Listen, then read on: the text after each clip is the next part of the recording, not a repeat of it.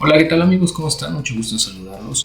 Con todo lo que está pasando en este momento y la recesión que se avecina, mucha gente nos ha preguntado si es buena idea invertir en bienes raíces o no. Por esta razón nos dimos a la tarea de entrevistar a David Lajamón, quien es fundador y director general de la plataforma de fondo colectivo de proyectos inmobiliarios llamada Inverspot.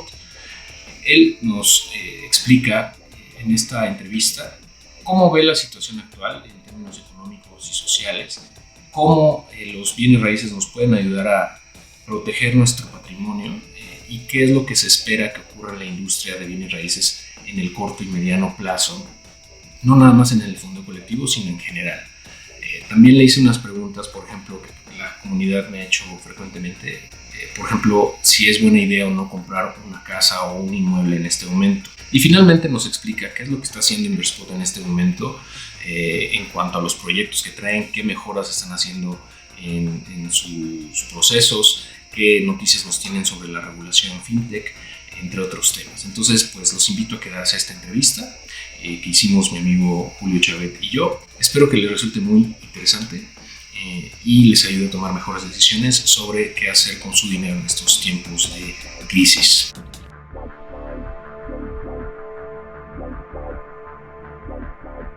Bueno, pues muchas gracias por acompañarnos. Bienvenidos.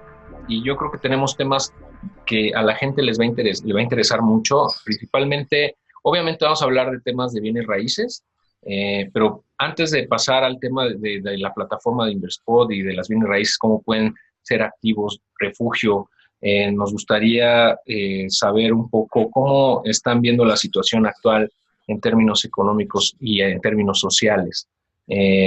Porque creo que es un tema que ahorita a todo el mundo le interesa y le tiene hasta en cierto punto preocupado, ¿no? Sí, claro que sí, Héctor. Sí, estamos viviendo claramente tiempos de incertidumbre, y cuando se trata de la incertidumbre y se traduce en el mundo económico, pues viene la volatilidad, ¿no? Y viene toda esta sub y baja movida por miedos, movida también por resultados de empresas y por situaciones. Y justamente, casualmente, una de las razones principales cuando decidí lanzar la plataforma de crowdfunding, decidimos hacerlo en el sector inmobiliario justamente por esto, ¿no? Y específicamente en el sector habitacional, porque si hay algo claro es que no podemos tener certezas, y este tipo de situaciones llegan. El cambio de gobierno, este tipo de pandemias, crisis económicas, son algo que existen en la realidad. Y el sector inmobiliario representa un sector, como bien lo dijiste, como un sector de refugio. Porque la gente no quiere estar especulando con su casa, no quiere estar especulando con su techo, y no quiere estar vendiendo su techo. Al contrario, en tiempos de este tipo de situaciones, lo que la gente quiere es estar resguardada y tener un techo seguro. Y esa es la razón principal por la que nuestra industria.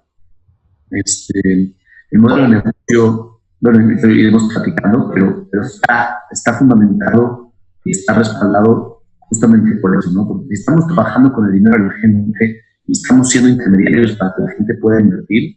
Lo que necesitamos realmente es que la gente esté segura y esté tranquila. Y en estos tiempos de incertidumbre y volatilidad, ni el capital de ellos se ve afectado, ni nuestro management, ni nuestra intermediación se vea afectada tampoco. Ok, perfecto. Sí, totalmente. Estos tiempos de incertidumbre con volatilidad en los mercados, que yo creo que aquí Julio es donde nos puede compartir también su visión de cómo está la situación en los mercados, ¿no? Porque es justamente el tema de la incertidumbre, el miedo que la gente tiene y se ve reflejada por ejemplo, en la bolsa de valores, ¿no, Julio? Sí, bueno, ha sido, yo creo que una de las épocas más complicadas que le ha tocado a la humanidad en temas de mercados, ¿no? En los últimos, fíjate, hay un dato bien interesante. La caída que tuvimos en el 2020 de la bolsa es la caída del 30% más rápida que ha tenido el mercado americano en la historia. Acumuló 30% de caída en 22 días. es la caída más rápida que ha tenido. En 2008, que fue la última crisis importante que vimos, tardó más o menos un año en caer 30-32%. Y ahora tuvimos una caída sumamente fuerte que está moviendo todo, ¿no? El tipo de cambio pasó de estar de 18.50 hasta los 25.50, ya llegó a alcanzar. Entonces sí, hay mucho movimiento. Estamos platicando este videito ya muy cerquita de abril, es 25 de marzo ahora. Y bueno, pinta a que viene una época complicada y creo que todos estamos un poquito espantados, ¿no? Como comentas, no sabemos si México va a poder salir adelante, nos preocupa en dónde tenemos inversiones, nos preocupa cómo se van a comportar en los siguientes meses, no sabemos si echarnos a correr y comprar dólares porque el dólar también ya está caro. Entonces va a ser muy interesante poder platicar un poquito acerca de cómo ven el sector inmobiliario, si creen que los precios se van a mantener, si están pensando en que va a haber plusvalía, si creen que va a haber una devaluación en el precio de los inmuebles. Y también creo que algo que va a estar muy interesante va a ser platicar acerca de, por ejemplo, las obras, cómo las ven, ¿no? Porque muchas veces invertimos en proyectos que están en construcción y no sabemos si con todo el tema de la cuarentena van a poder seguir construyendo, si se van a parar durante 2 meses, un mes, o cuál es la visión que tienen de todo esto, ¿no? Exacto. Sí, justamente esa es una de las dudas más recurrentes de la gente. ¿Qué va a pasar con esto del tipo de cambio? ¿Qué efectos vamos a ver en las inversiones en México, ¿no? En pesos mexicanos sobre todo? ¿Qué estamos haciendo o qué están haciendo las plataformas como Inversport en este sentido, ¿no? ¿Qué esperan que pase en los siguientes meses o años? Bueno, primero que nada, a nivel industria, en todo el tema de la construcción, obviamente el tipo de cambio afecta porque bastantes materiales de construcción, elevadores, varilla, los insumos de la construcción, aproximadamente el 30% se cotizan en dólares. Automáticamente, cuando el dólar sube, el valor de las propiedades sube. Porque, bueno, el valor de la construcción sube y los departamentos se deben de vender más caro. Nada más, digamos, yo identifico prácticamente 3 variables por completizarlo. Una sí puede ser el tipo de cambio y a nivel macro cómo estamos, a nivel de incertidumbre, a nivel que hemos tenido un año y medio de incertidumbre, mucha gente perdió trabajo y entonces está prefiriendo no comprar un departamento y no comprometerse a una adquisición a largo plazo sin tener un ingreso seguro. También la incertidumbre del mercado y ahorita la incertidumbre de tipo cambiario. Entonces eso hace que no haya una estabilidad en el sector. La segunda cosa que el sector inmobiliario tiene es, o que mueve al sector inmobiliario, es oferta-demanda. Dependiendo de la zona en la que estemos, por ejemplo, la Ciudad de México tiene mucho más demanda que oferta, porque pues, es complejo construir y lo vamos a ver en los siguientes meses, incluso años, por toda esta merma de la industria que se ha dejado de construir, se dejan de dar permisos y sí vamos a ver que la demanda va a continuar y va a aumentar la demanda y la oferta se va a quedar estática. Y a eso llegamos al punto número 3, que es la seguridad, ¿no? Que la gente quiere, es un sector de refugio, es una industria de refugio que eso puede amortizar en tiempo de incertidumbre. Pero, bueno, y preguntándome en Inversport concretamente qué estamos haciendo. Llevamos 4 años en el mercado, hemos fondeado más de 130 proyectos, 600 millones de pesos. Y nos hemos especializado siempre en equity, en que la gente sepa que su dinero está respaldado con una propiedad. A diferencia de otras plataformas, de otros modelos, nosotros no damos crédito, porque estamos apostando a la misma industria, pero en el momento de dar crédito, en el momento de nosotros prestarle al desarrollador, pues el que gana es él, y nosotros nos damos una tasa proporcional, y si la industria va mal y la construcción no funciona, pues es el mismo riesgo, ¿me explico? Siempre hemos preferido tratar antes entrábamos desde el terreno sin licencias, hoy en día no tenemos ningún proyecto sin licencias y ya no entramos de socios al terreno. Hemos mitigado mucho el riesgo en base a la experiencia que hemos tenido. Hemos tenido algunos proyectos atrasados se han atrasado por tema de la licencia. Ciertos y diferentes variables. Cada proyecto no es como una sola receta. Puede ser que se daban las delegaciones por un tiempo determinado, que hubo un cambio en las disposiciones de construcción, a lo mejor probablemente algún permiso de impacto ambiental que se requería, o etcétera, etcétera, ¿no?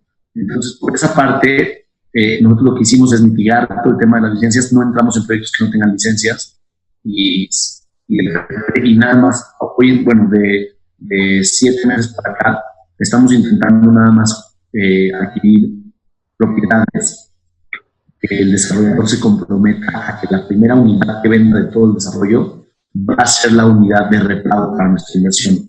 Entonces, de esa forma, mitigamos también mucho el tema de la venta, porque muchos de los proyectos que se han dado han sido porque no se ha logrado concretizar la venta de los departamentos, por lo mismo de esta incertidumbre que comenté anteriormente. Pero pues sí se venden uno que otro departamentos en el edificio. Entonces, si nuestra unidad que compramos al principio no se vende, con que se venda cualquier otra de las unidades, con esa estrategia, con ese acuerdo con el desarrollador, estamos logrando obtener una fuente de repago en el momento de la escritura y nos ahorramos estos plazos, ¿no? Entonces, realmente acortamos el plazo desde la adquisición sin licencias hasta la venta, que podría ser un plazo mucho más variable con licencias y con estrategia de venta, y eso reduce muchísimo el riesgo. Correcto.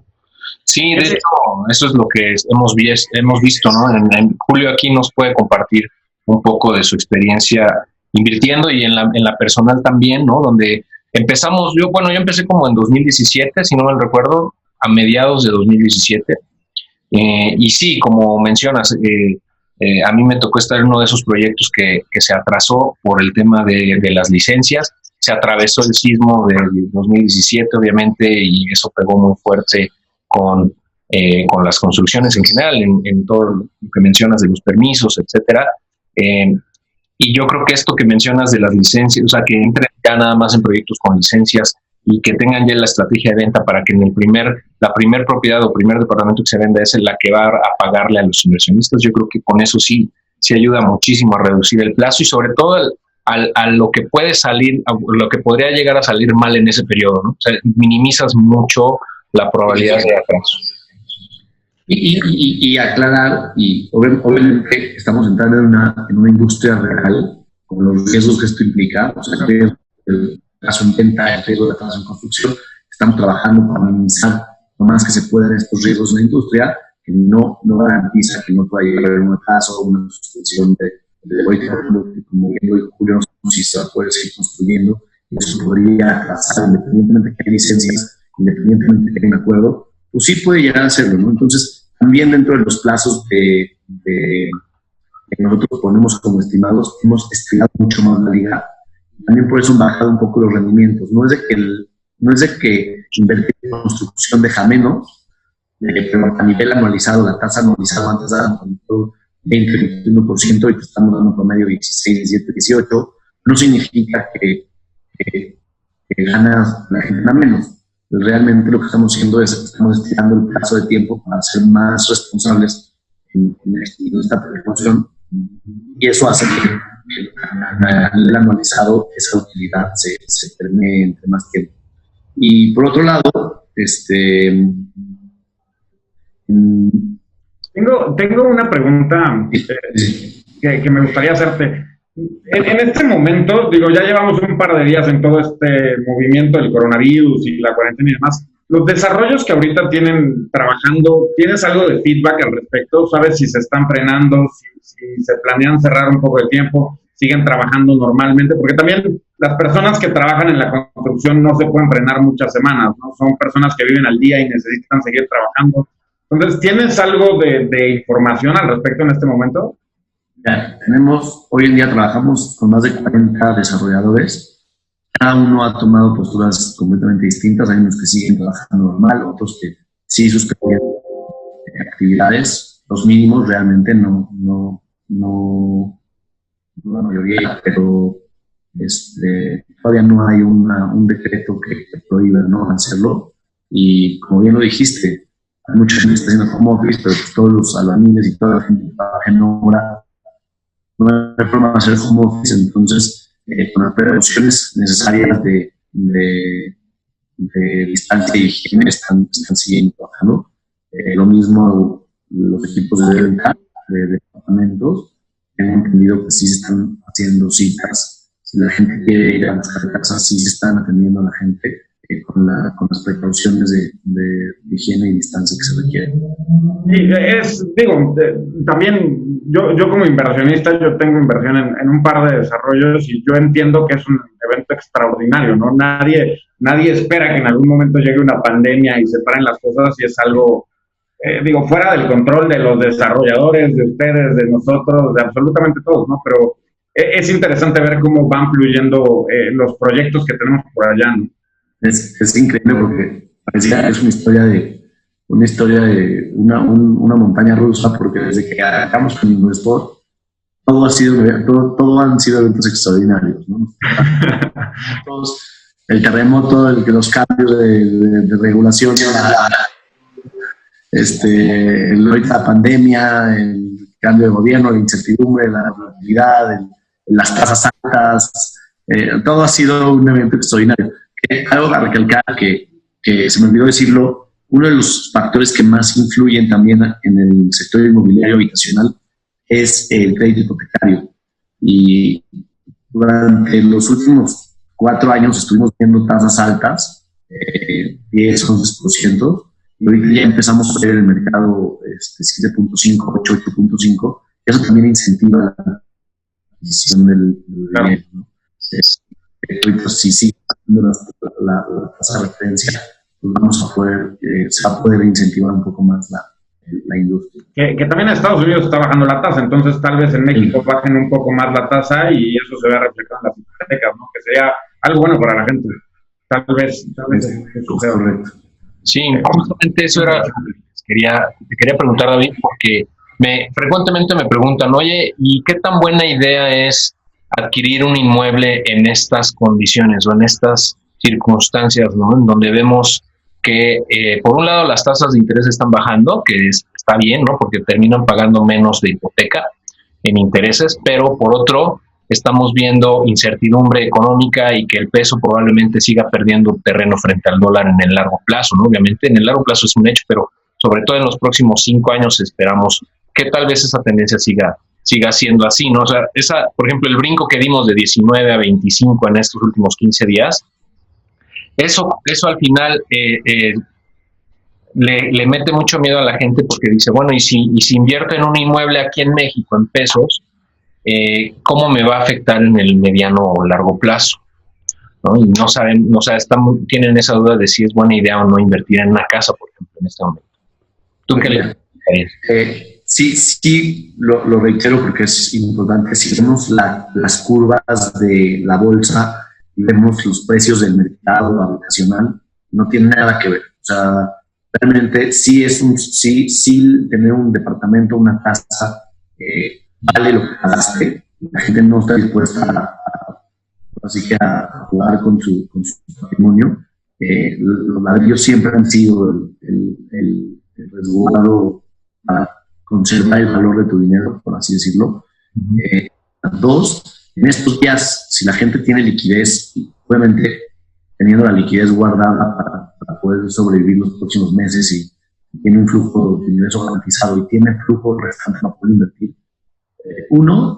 Invertir ahorita, todavía tienes precios de dólar de 19, ¿no? O sea, como todavía estás comprando las propiedades baratas antes de que hayan incrementos de los precios. Vamos a encontrar buenos precios. Por ejemplo, nosotros tenemos en nuestra inmobiliaria en Salespot, tenemos departamentos con 15-20% de descuento.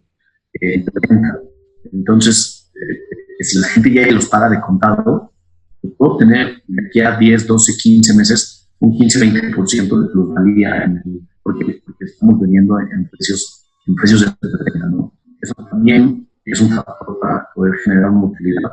Y obviamente hay que conocer el tipo de perfil de inversionista y como dicen los expertos, para qué, cuánto y para qué, para cuánto y cuánto, ¿no? conocer para qué lo quieres invertir, cuánto y cómo. Si te gusta más el riesgo y quieres agarrar oportunidades, pues a lo mejor es el momento de invertir en otro lado. Si te gusta más lo estándar y tener rendimientos, digamos, rendimientos moderados superiores a los del banco, a los de CETES, y quieres tener tu capital respaldado sin que sea toda una montaña rusa, pues el sector inmobiliario va a ser ese sector de respaldo, ¿no? La gente tiene que seguir viviendo, la gente tiene que seguir consumiendo oficinas, la gente tiene que seguir consumiendo entretenimiento. Esa es una pausa, pero no también pausa. correcto. Seguir. Creo que también algo importante allá es que si tú estás comprando en este momento un inmueble, lo estás agarrando al precio de este momento, y las tasas de interés de los créditos hipotecarios están fijas en su gran mayoría. Creo que, de hecho, no ubico algún crédito hipotecario que ahorita esté variable. Entonces, si más adelante llega a haber una devaluación, bueno, el precio de tu departamento se va a incrementar. Si las tasas se llegan a disparar porque México está en algún problema, tú ya tienes una tasa fija que puedes agarrar a niveles extraordinarios, ¿no? 7, 8, 9% son tasas muy buenas, muy buenas. Entonces, yo creo que es buen momento para ver qué puedes comprar y qué puedes cerrar. Como comenta David, solamente por el tipo de cambio, muchas partes de los inmuebles se pueden tener una plusvalía importante, ¿no? Entonces podría ser un momento interesante para verlo antes de que el precio de los inmuebles se ajuste con el tipo de cambio, ¿no? Sí, coincido totalmente, ¿eh? Muchas veces la gente se limita en ese sentido porque dicen, es que mejor me espero a que haya una recesión para que los precios bajen. Pero realmente eso es muy raro que suceda, ¿correcto? O sea, que sea tan mala la situación económica que los precios de los inmuebles bajen a tal grado de que en términos reales sean más baratos a un precio previo a una recesión, ¿no? O sea, por ejemplo, ahorita, como mencionan, yo creo que está bien, estamos a precios de dólar de 18, 19. Si nos esperamos un par de años con la expectativa de que a lo mejor en 2 años, con una gran recesión, etcétera, la gente quiera deshacerse de sus inmuebles, a lo mejor para entonces el dólar está a 28, ¿no? Entonces ahí ya se pierde ese potencial beneficio que uno estuviera tratando de especular, ¿no? Al respecto. Sin contar que perdemos un costo de oportunidad ahí, ¿no? También. Muy bien. Ahora, yo creo que podríamos ahondar un poquito, David, si me lo permites, en cómo ahora van a empezar a trabajar o cómo están haciendo ahora la clasificación de los proyectos con base en el nivel de riesgo, que pienso yo que puede ser, o más bien va a ser muy útil para la gente para poder tomar mejores decisiones con respecto a qué proyectos de inversión entrar. Sí, esa parte de la regulación que ya la entregamos y ya terminamos esa histeria y esa locura de podernos alinear, nos exigen y nos piden que comuniquemos niveles de riesgo dentro de los proyectos, que establezcamos una matriz de riesgo y que se comunique, ¿no? Creo que es algo extraordinario porque también los inversionistas van a poder tener certeza en dónde están invirtiendo y que tomen las decisiones también en función a su nivel de tolerancia, etcétera. Prácticamente nuestra matriz está dividida en 3. El nivel de riesgo 1, que es el más bajo, que prácticamente es un acuerdo con el desarrollador. Podríamos decir casi una deuda, o sea, que les compromete a pagarnos en el tiempo determinado con la primera venta que se realice. Y es un proyecto, digamos, avanzado, etapas avanzadas. También el tiempo puede ser menor, son datos cortos. Luego viene también, o sea, va de la mano, ¿no? Que ya sea un proyecto avanzado y que ya tengamos un acuerdo de venta. De hecho, en este nivel de riesgo lo que estamos viendo, ya también, lo que estamos trabajando también ya es un factoraje de departamentos. El desarrollador ya vendió los departamentos, es para poder construir. Lo que hacemos es le compramos, digamos, ese contrato, le pagamos, y una vez que escritura el cliente con su crédito hipotecario paga el departamento, de esa forma recuperamos nuestro flujo. Por eso creo que ese es el nivel más bajo de riesgo. Digamos, es un factoraje, es un tipo de crédito, pero obviamente todo es con la garantía de tener una unidad a nuestro nombre y que en cualquier situación, cualquier cosa, tenemos el departamento a nombre de los socios y eso es lo que nos da la tranquilidad. Vamos a ver que el dinero de la gente está bien invertido. El segundo nivel de riesgo es también con licencias, que ya existen las licencias, pero que no hay un horizonte de venta, o que no hay un acuerdo con el desarrollador del tema de venta. Es mediano plazo, porque ahí sí, normalmente no hay todavía las unidades vendidas para que podamos lograr el convenio de que nos migren de unidad en el momento de venta. El tercer nivel de riesgo también es la compra de un departamento, pero no necesariamente tiene que ese nivel de riesgo estamos tratando de no utilizarlo, pero no tiene licencias, puede o no tener un acuerdo de venta, y obviamente son proyectos a más largo plazo, obviamente son mayor riesgo, mayor utilidad, ¿no? O sea, ahí son super deals que conseguimos, y está el cliente que diga, oye, conozco la industria, soy tolerante a los atrasos, y pues, es muy importante también comentar qué beneficios tiene el que nosotros seamos equity y no deuda. En el momento que, si es un proyecto de 30 meses, tenemos un departamento, si sea la oportunidad de que un cliente nos compre el departamento en el mes 12, casi al precio que teníamos estimado de venta o con un pequeño porcentaje, estamos hablando que a los inversionistas les dijimos, vas a ganar el 30% en 30 meses, por así decirlo. Puede ser que se ganen el 25% en el mes 12. Entonces, por ese 5% de descuento que hacemos. Entonces, el beneficio de adelantar los recursos lo hemos visto como en 7 proyectos que hemos podido vender los departamentos anticipadamente, liquidar a la gente anticipadamente. Obviamente también está el riesgo del atraso, ¿no? Pero eso es un beneficio que hay. Y el segundo es de que, bueno, prácticamente es de que en el momento que es deuda, pues el desarrollador te liquida cuando quiere, con la proporcional, y dice, aquí puedes generar mucho más que la proporcional. Okay. Y el tema del rendimiento, ¿no? Que si en un lado el rendimiento es fijo, y si por ejemplo, la gente que tuvo, que compró departamentos anteriormente, que ya está el precio fijado, si al final de cuentas, si al final no se vende más caro porque hay plusvalía o los departamentos incrementan en su precio, pues automáticamente va a un beneficio en la utilidad, ¿no? Y se compensa el atraso a veces con la utilidad, si es que hay plusvalía. Ok, muy bien, perfecto. ¿Y esa clasificación de riesgo, más o menos para cuándo la podríamos ver en la plataforma, o cómo se visualizaría en la plataforma? ¿Ya está? Ya está. Cuando hacemos la publicidad, le ponemos nivel de riesgo 1. Ok. Y adecuando tenemos dentro de la plataforma una pestañita que dice riesgos y garantías, que también ahí vamos a hablar de esta clasificación de riesgos, para que la gente pueda entender de qué trata cada proyecto. Sumado a que cada proyecto trae su propia especificación y descripción para poder entrar para poder para que la gente pueda tomar sus decisiones. Ok, perfecto. Y mira, otra pregunta que nos hacen es, ¿qué esperas de esta industria, de la inmobiliaria, durante los próximos 2 años?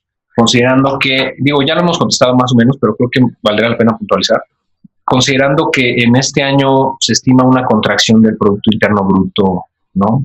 Probablemente sea una contracción, más que un crecimiento, más bien vamos a contraernos en cuanto a términos económicos, por lo que todo esto que está pasando, más lo que ya traíamos arrastrando, ¿no? de tiempo atrás.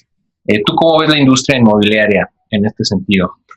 Todo va a depender de qué tan rápido nos repongamos y qué tanta velocidad tomen las empresas para retomar sus actividades convencionales, y qué tanto optimismo le apostemos a las empresas, ¿no? Porque al final de cuentas esta industria está viva por las familias. Las familias tienen que tener un ingreso para que puedan consumir. Entonces, si realmente no hay una pérdida significativa de empleos y la gente vuelve a retomar el consumo y vuelve a retomar la normalidad, pues creo que incluso que haya una repercusión económica, una contracción económica, puede la industria salvarse.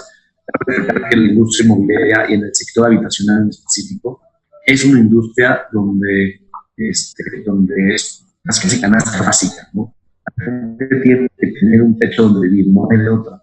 Es rentado, comprado. Entonces, si seguimos viendo el crecimiento, también en Inverspot queremos salirnos un poco de la Ciudad de México a otros estados. Lo que hemos hecho es una estructurada, lo hemos tratado de hacer en algunas ocasiones. No nos ha terminado de salir la receta en tener al representante y poder atender a los inversionistas como queremos, y la verdad es que para nosotros es prioridad.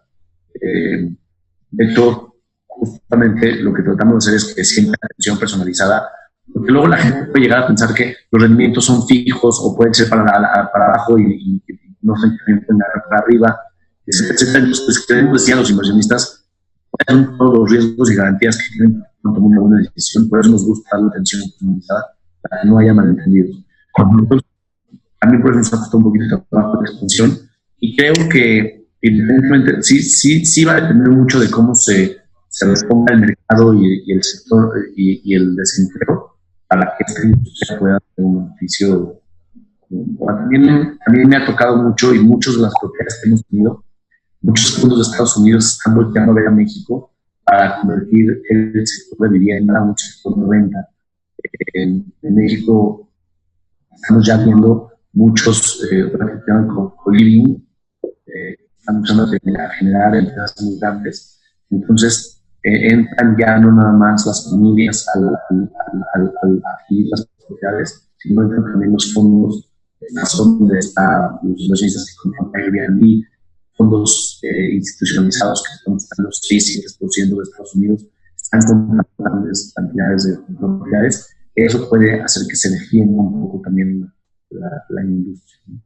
Ok, y eso que mencionas tiene mucho sentido, porque como hemos visto, las tasas de interés en Estados Unidos ya son prácticamente cero, ¿no? Ya podemos decir que están tocando el cero.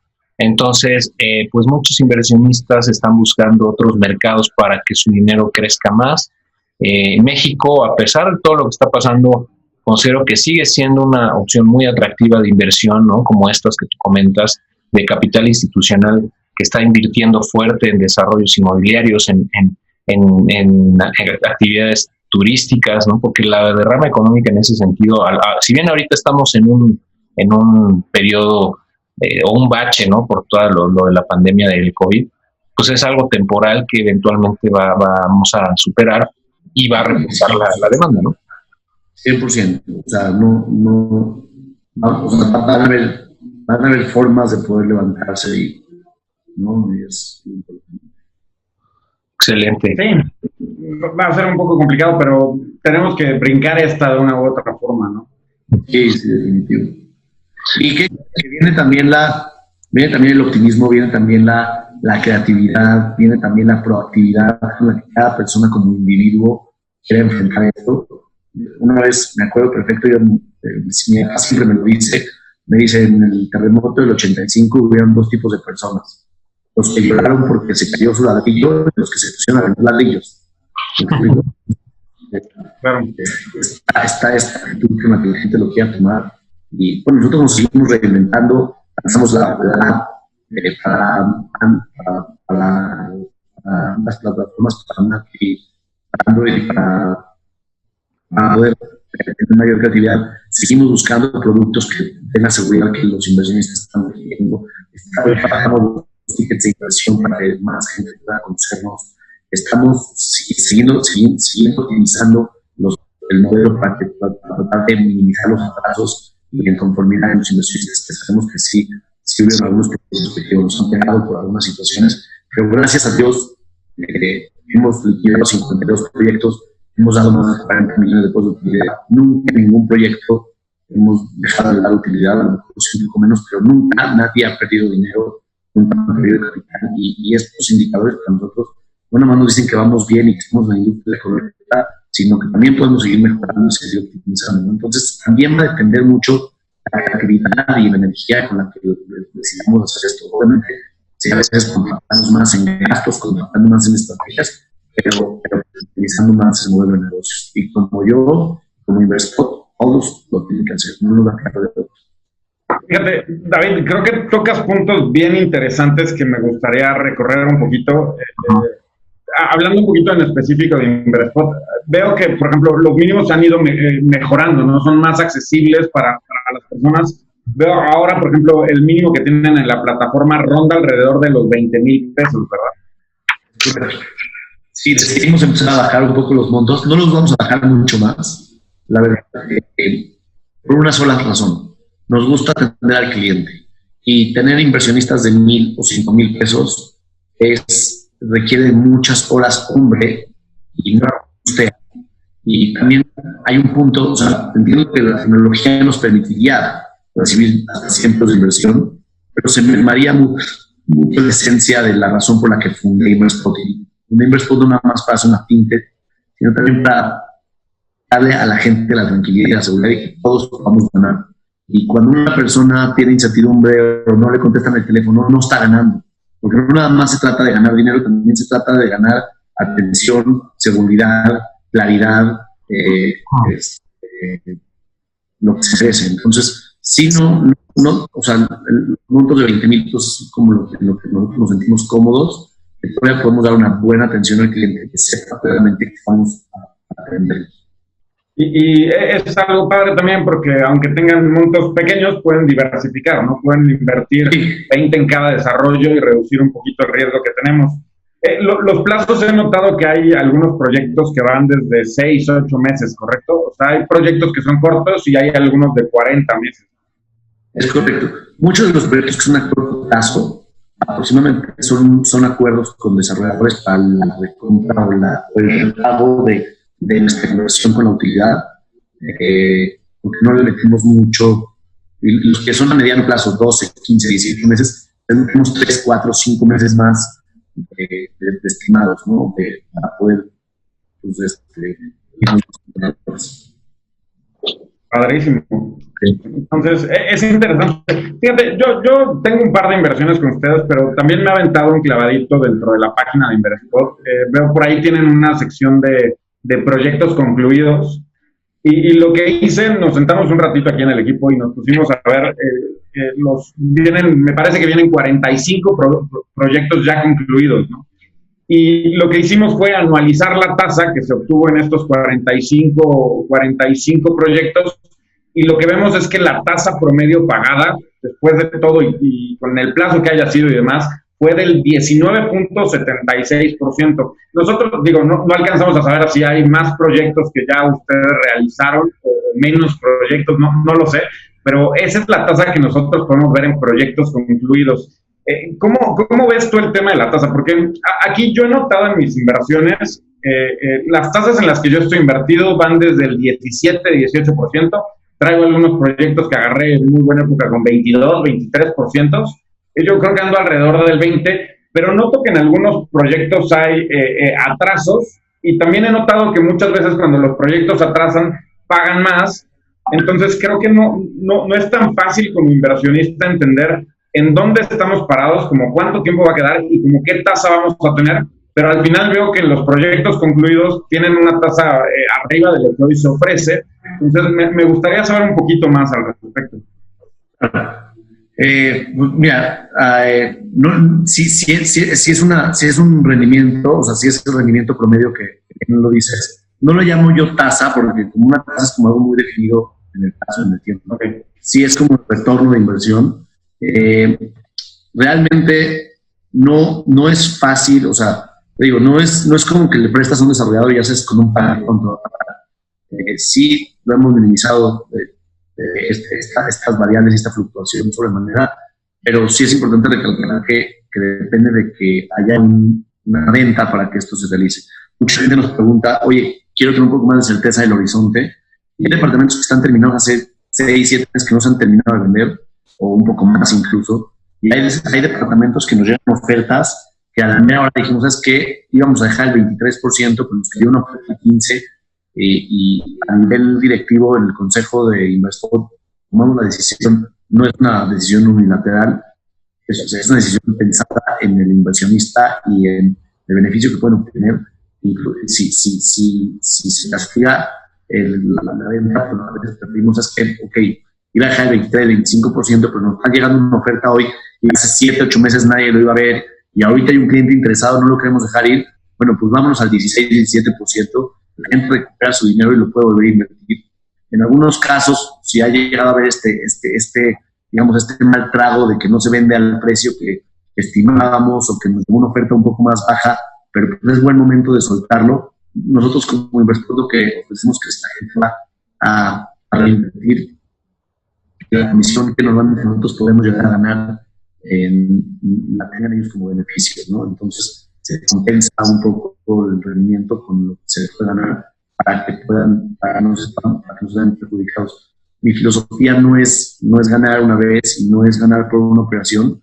Mi filosofía es crear relaciones y que la gente esté contenta, que su dinero está seguro, que su dinero esté creciendo, y entonces ahí es cuando nosotros ganamos, ¿no? Primero el inversionista para que luego nosotros ganemos. Si el inversionista no ganó, no me interesa a mí ganar porque entonces mi negocio está destinado a fracaso porque no sirve, ¿me explico? Entonces es lo que estamos haciendo y gracias por eso hemos tenido estas tasas de reinversión. Tenemos una tasa de reinversión del 120% porque no está, o sea, el 100 y el 20 que ganó la gente sí, y hay gente que se sale y no reinvierte, y hay gente que mete doble o vuelve a meter y sí sigue.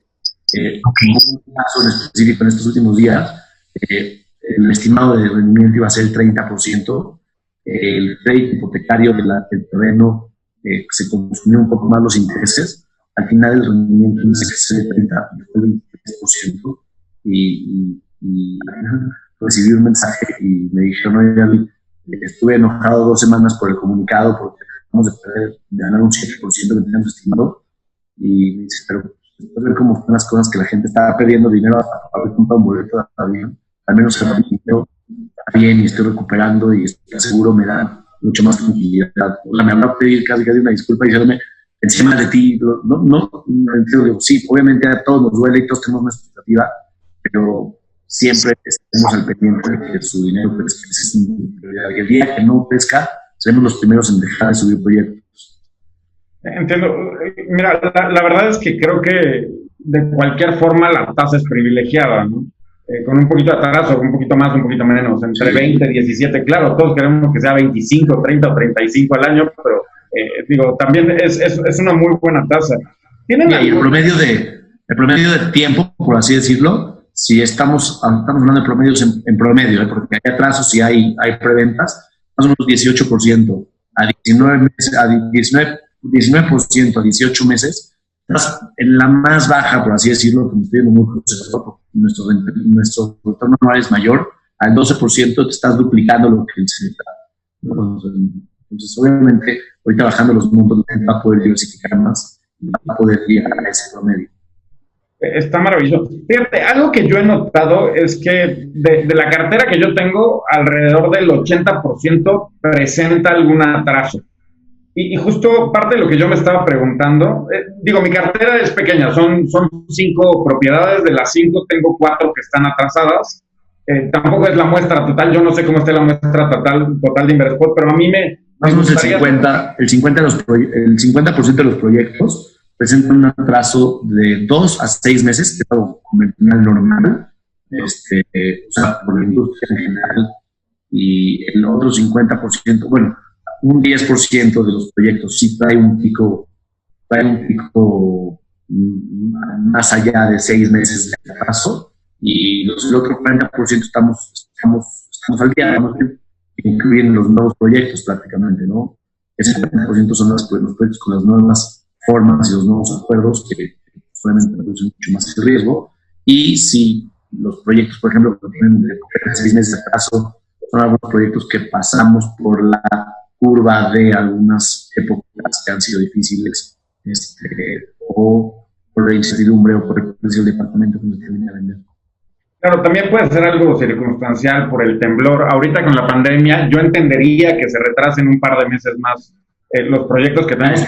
Es temblor, a los que ya llevan más de 18 meses, tuvo el cambio de gobierno y el recorte personal a nivel licencias, ¿no? A nivel gobierno, dependiendo del gobierno, que también nos creó mucha incertidumbre.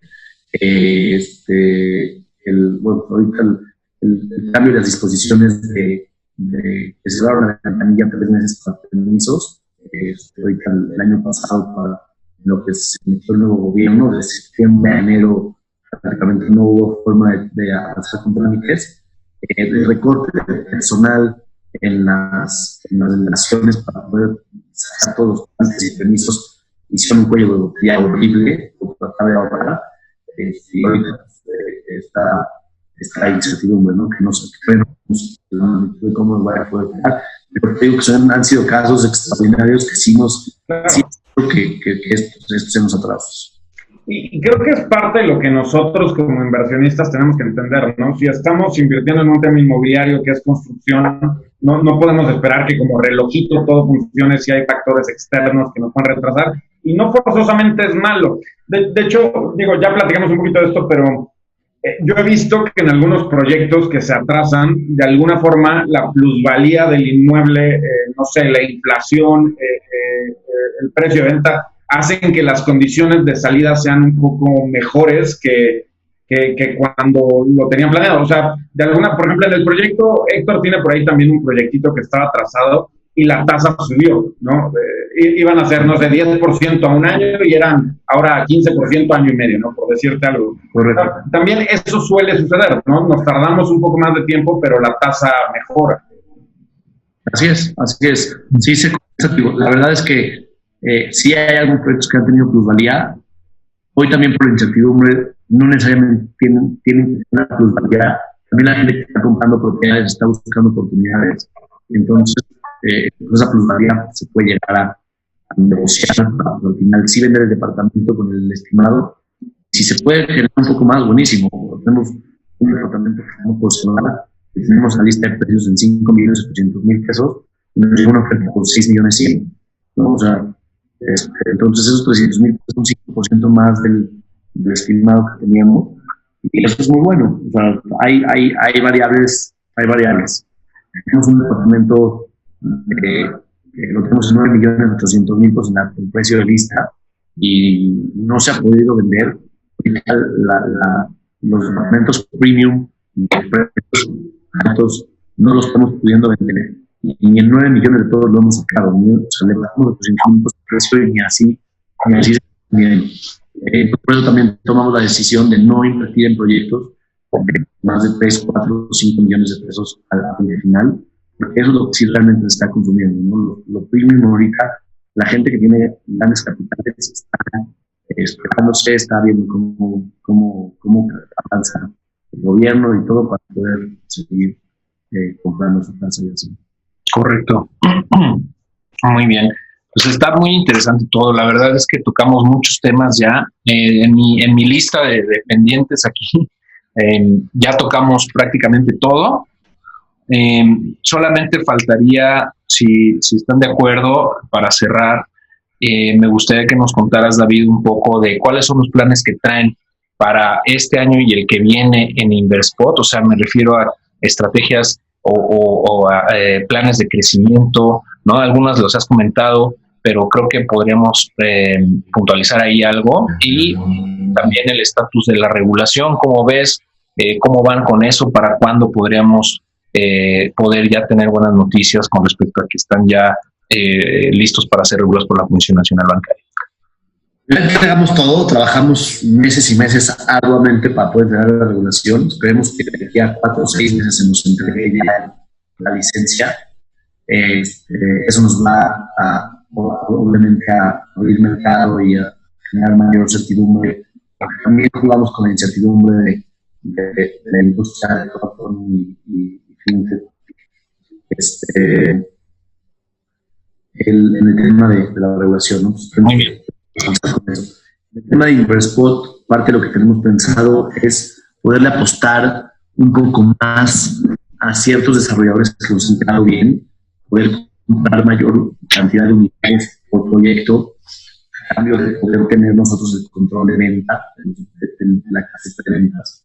Es una muy buena mancuerna porque nuestros desarrolladores se encargan de construir y nosotros nos encargamos de cierta forma de fondear, pero tenemos el sartén por el mango al momento también de poder tener nosotros las unidades con Salesforce, que gracias a Dios nos ha dado muy buenos resultados en los últimos meses. Hemos cambiado la forma y hemos tenido ciertos beneficios para los inversionistas. Entonces, de esa forma vamos a poder tener mucho más certeza también. Te digo, seguimos buscando mejores productos, estamos buscando también un modelo patrimonial de renta en el que la gente pueda recibir un ingreso mensual o bimestral y que el dinero también esté respaldado del sector habitacional. Tenemos también la forma la seguimos puliendo la aplicación y la formación de celulares, que también es un gran logro poder hacer más simple y más práctica las inversiones. Estamos también, como comenté anteriormente, en temas de expansión, buscando nuevos mercados para que podamos realmente generar una mayor oferta de inversión, no nada más en la Ciudad de México. Y seguimos en la expectativa de ver cómo se va moviendo y mantener esa inversión para que la gente pueda diversificar y pueda conocernos y pueda también podamos penetrar un sector de la población que antes quería invertir con nosotros y no podía, hoy ya lo puede hacer con un ingreso de 20,000 pesos por ticket, y prácticamente ahí seguimos, ¿no? Es lo que hay. Excelente.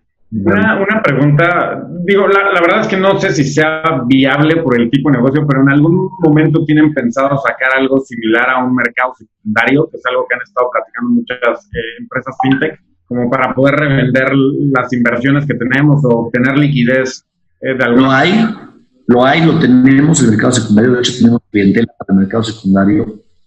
Obviamente, ese mercado busca oportunidades. Si es una transable así, pues tendrán a vender a costos así, no es tan fácil.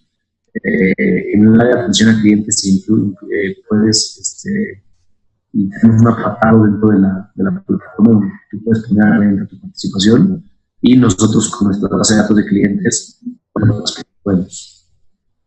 Perfecto, padrísimo, eso está interesante, ¿no? Sí, porque hay una realidad.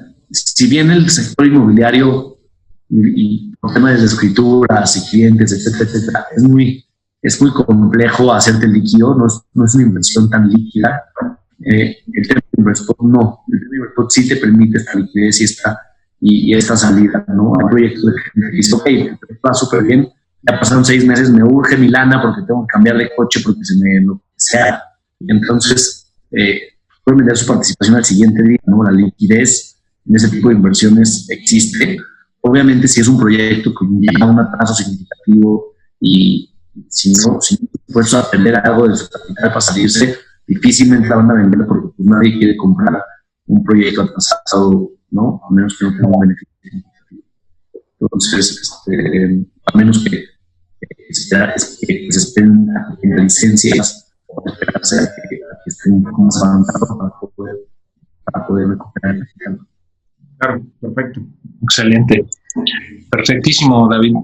Julio, también muchas gracias por acompañarme hoy y no sé si gustan comentar algo para cerrar.